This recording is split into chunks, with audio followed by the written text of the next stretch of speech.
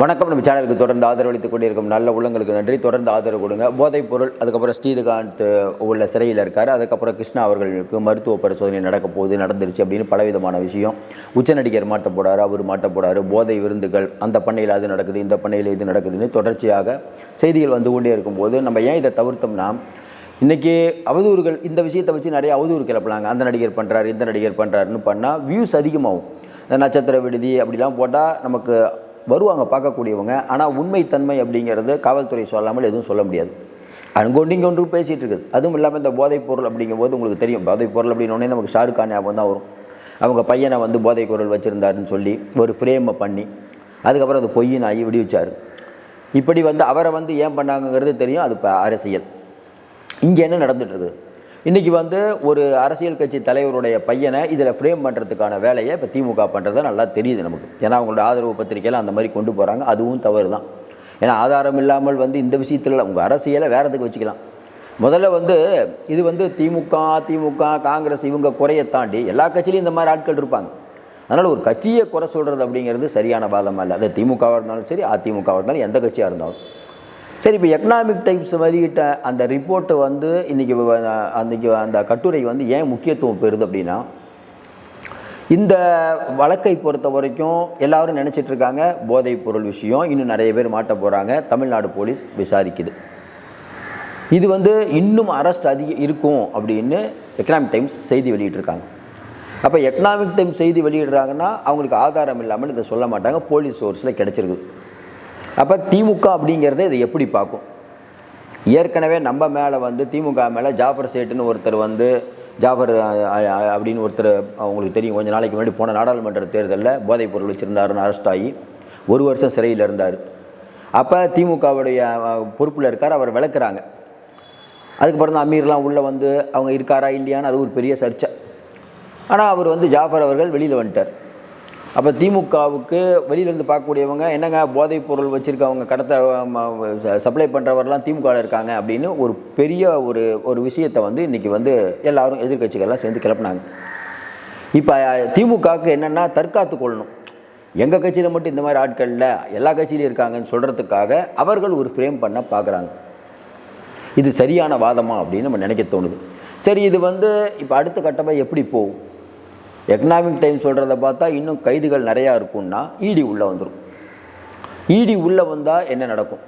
இப்போ இடி உள்ளே வரதை இங்கே இருக்கக்கூடிய தமிழ்நாடு அரசு விரும்புமா? இவங்களுக்கு இன்னும் நிறைய பேரை கைது பண்ணுங்கிற ஆசை இருந்தாலும் இதை கைது பண்ண முடியாது. ஏன்? ரொம்ப நீங்கள் இது அதிகமாக பண்ண இடி உள்ளே வந்துடும். இடி உள்ளே வந்துச்சுன்னா உங்களுக்கு கண்ட்ரோல் இல்லை, இடி கண்ட்ரோலில் போயிடும். அப்போ இடி உள்ளே வந்துருச்சுன்னா அவங்க சில ஃப்ரேம் பண்ணுவாங்க, உங்களால் தடுக்க முடியாது. இப்போ தமிழக போலீஸ் என்ன பண்ணும் அப்படிங்கிற ஒரு பெரிய கேள்வி எழுகுது. நம்ம பொறுத்த வரைக்கும் உங்களுக்கு தெரியும், 1980 தான் இந்த பிரச்சனை முதல்ல ஆரம்பித்தது. எப்படி? உலகளாவிய ஐக்கிய நாடுகள் எல்லாம் சேர்ந்து இந்த மாதிரி வந்து போதைப் பொருளில் நிறையா பணம் புழங்குது, அது வந்து உள்நாட்டு பாதுகாப்புக்கு அச்சுறுத்தலாக இருக்குது, அதனால் நம்மலாம் கூடி ஒரு முடிவெடுக்கலான்னு அவங்கெல்லாம் பண்ணி அதுக்கப்புறம் இடிங்கிற ஒரு அமைப்பெல்லாம் உருவாக்கி இது 2000 வாஜ்பாய் இருக்கும்போது வந்து இடிக்கு வந்து இந்த மணி லாண்ட்ரிங் அதிகாரம் கொடுக்கலான்ட்டு பேச்சு வருது.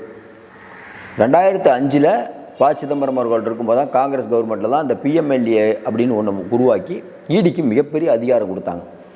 ஏன்னா உலக நாடுகளுடைய ஒட்டுமொத்த முடிவு இது. இந்த மணி லாண்ட்ரிங் அப்படிங்கிறத கட்டுப்படுத்தணும், இது இந்தியாவுக்கு மட்டும் இல்லை எல்லா நாடுகளுக்கும் பிரச்சனை அப்படின்ட்டு. அப்போ இடிக்கு வானளாவிய அதிகாரம் கொடுத்துருக்காங்க.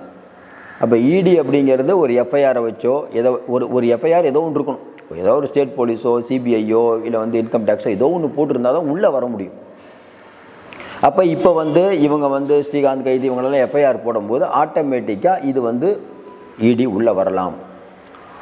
இடி வந்து உங்களுக்கு தெரியும், பிஜேபியோ இல்லை அவங்க கூட்டணி கட்சியோ பாதிக்கிற மாதிரி தான் வரமாட்டாங்க, இல்லைன்னா வருவாங்க. 1 வருடமாக பொருளாதார குற்றப்பிரிவு வந்து ஒருத்தர் அரெஸ்ட் பண்ணி 500 கோடி ரூபாய் ஏமாற்றிட்டாரு மக்கள் பணத்தைன்னு சொல்லி சிறையில் வச்சுருக்காங்க. இன்னும் இடி வரல. ஆனால் செந்தில் பாலாஜிக்கு வருவாங்க, நேரு எல்லாத்துக்கும் வந்துடுவாங்க. அப்போ நல்லாவே தெரியுது இடி எப்படிப்பட்ட அமைப்புன்னு. அப்போ இந்த வழக்கு எப்படி போகும் என்னன்னாங்க நம்ம ஒன்றும் புரியல. சாதாரணமாக வந்து மது குடிப்பது கேடுங்கிறோம், அதில் வந்து கள்ளச்சாராயம் இப்படிலாம் நம்ம சொல்லிகிட்டு இருந்தாலும் இது ஒரு பக்கம் ஏழைகள் குடித்து இறக்குறது. மது குடிப்பது உடம்புக்கு கேடுங்கிறோம், ஆனாலும் மது குடிக்கிறது உடல அது வந்து வருமானத்தை பெருக்கிட்டு இருக்கோம்.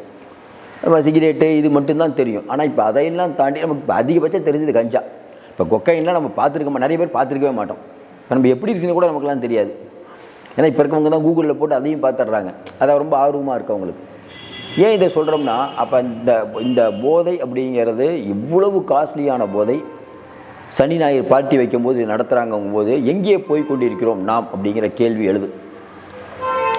நல்ல ஞாபகம் இருக்குன்னு நினைக்கிறேன், ஒரு 3 வருஷத்துக்கு முன்னாடி விஆர் மாலில் இதே மாதிரி ஒரு பார்ட்டி நடந்து அங்கே ஆடிட்டு இருந்த ஒரு பையன் டக்குன்னு இறக்குறார். அப்புறம் பார்த்தா ரொம்ப போதை வந்து இவர் வந்து பண்ணியிருக்காரு, அதுவும் ஆல்கஹாலும் கலந்தோன்னே இறந்துட்டாருங்கிற கேஸ் வந்தது. இந்த போதை அப்படிங்கிற ஒன்று வந்து எல்லாருக்கும் தெரியும், காவல்துறைக்கு தெரியாமல் இருக்குது, எல்லா இடத்துலையும் நடக்குதுன்னு காவல்துறைக்கு தெரியாமல் இருக்குது. சீமானவர்கள் சொல்கிறாரு, இவர் ஸ்ரீகாந்த் மாட்டிக்கிட்டாரு, திரையுலகத்தில் நிறையா பழக்கம் இருக்குன்னு. பாலிவுட்டில் அது பெரிய விஷயம், உங்களுக்கு தெரியும். பாலிவுட்டில் அதாவதுங்க பணம் அளவுக்கு மீறி அனாமத்தாக வந்ததுன்னா, அதாவது வேலையே செய்யாமல் பணம் கொட்டுச்சுன்னா அந்த பணத்துக்கான மரியாதை என்ன? பணம் பெரிய அளவுக்கு புழங்குற இடத்துல பல தவறுகள் நடக்கும், பல அத்துமீறல்கள் நடக்கும், சமூக விரோத காரியங்கள் நடந்தே தீரும். இப்போ கூட பார்த்திங்கன்னா இந்த சமூக விரோதிகள் அப்படின்னு குற்றவாளிகள்னு சொல்கிறவங்க ஒரு கட்சியுடைய போர்வையில் இருப்பாங்க. அவங்க திமுகலையும் இப்போ ஸ்டாலின் கூட இருப்பாங்க, எடப்பாடி கூட இருப்பாங்க, எல்லாத்துக்கூடயும் இருப்பாங்க. ஏன்னா அவர்களுக்கு ஒரு முகமுடி தேவை. அதனால் ஒரு கட்சியை வந்து நீங்கள் பண்ணுறதோ, ஏன்னா இப்போ வந்து திமுக ஆதரவு நாளேட்டில் முன்னாள் முதல்வருடைய பையன்லாம் எழுதியிருக்காங்க, அதெல்லாம் மிகப்பெரிய தவறுன்னு தான் நம்ம நினைக்கிறோம். ஆதாரம் இல்லாமல் பொதுவாக உங்களுடைய அரசியலுக்கு இது கொண்டு போகக்கூடாது. ஏற்கனவே கொடநாடு நீங்கள் என்ன ஆச்சுன்னு நமக்கு புரியல.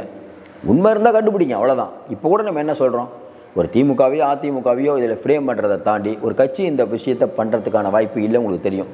ஆனால் அப்படியான ஃப்ரேம் வர்றது வந்து நல்லதில்லை. இது உண்மையை கண்டுபிடிக்கணும். ஏன் நம்ம இந்த உண்மைன்னா, இப்போ பாட்டு இதெல்லாம் பார்த்தீங்கன்னா பப்பு அறிவு சொல்கிறாங்க, அதெல்லாம் பார்த்தீங்கன்னா காலையில் 11 மணிக்கு ஆரம்பிச்சிருதுங்கிறாங்க. ஏன்னா ஸ்கூல் பசங்க அங்கே போய் ஆடுறாங்க. ஏன்னா சனிக்கிழமை வந்து பார்ட்டி வச்சாங்கன்னா வீட்டில் கேட்பாங்க. அப்போ இதெல்லாம் கண்டுகொள்ள வேண்டிய காவல்துறை என்ன பண்ணிகிட்டு இருக்கு அப்படிங்கிற கேள்வி எழுது.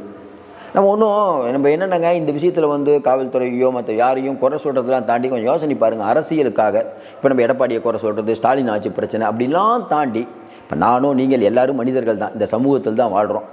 நம்ம வந்து ஒரு எப்படி சொல்கிறது, முருகன் மாநாட்டை பற்றி விமர்சிக்கலாம், ஸ்டாலினுடைய ரோட் ஷோ அவர்களை பற்றி விசாரிக்கலாம், உதயநிதி அவர்கள் சரியாக செயல்படலை அதை பற்றி விமர்சிக்கலாம், இல்லை திமுகவுடைய ஊழலை பற்றி விசாரிக்கலாம், இல்லை வந்து விஜய் வந்து வராரா போகிறாரா என்னங்கன்னு உள்ளே இறங்கவே மாட்டுறாரு அதை பற்றிலாம் விமர்சிக்கலாம். ஆனால் அந்த போதை மருந்து அப்படிங்கும்போது எல்லாருக்கும் ஒரே பார்வை தான் வேணும். இதை ஒழிக்கணும். அதுக்கு என்ன பண்ணலாம்? அது திமுக நடவடிக்கை எடுத்தாலும் அதிமுக யார் நடவடிக்கை எடுத்தாலும் அது சால சிறந்தது. ஆனால் இது எந்த அளவுக்கு வேகமாக நடவடிக்கை எடுக்கிறாங்கிறது தான் இப்போ என்ன இப்போ நமக்கு தெரியுது. பார்க்கும்போது இந்த கேஸை வந்து நிறையா பேர் அரெஸ்ட் பண்ணுவோன்னு எக்கனாமிக் டைம்ஸில் எழுதியிருந்தாலும் அரெஸ்ட் பண்ண ஆரம்பித்தா இடி உள்ளே வந்துடும். அந்த இடி உள்ளே வரக்கூடாதுன்னா இவங்க வந்து வேகத்தை குறைக்கணும். ஆனால் இவங்க என்ன நினைக்கிறாங்க, நம்ம வேகத்தை கூட்டணும். ஏன் வேகத்தை கூட்டினா தான் ஒரு கட்சியை சேர்ந்தவங்கள நிறைய பேரை ஃப்ரேம் பண்ண முடியும். இப்போ 10 பேர் இருக்காங்க மாற்றவங்க போதைப் பொருளில், கரெக்டாக அந்த கட்சியை சேர்ந்தவங்க எத்தனை பேர் அதை மட்டும் எடுப்பா, நம்ம கட்சியெல்லாம் விட்டுருப்பா, அப்படி தான் எல்லாம் சொல்லுவாங்க.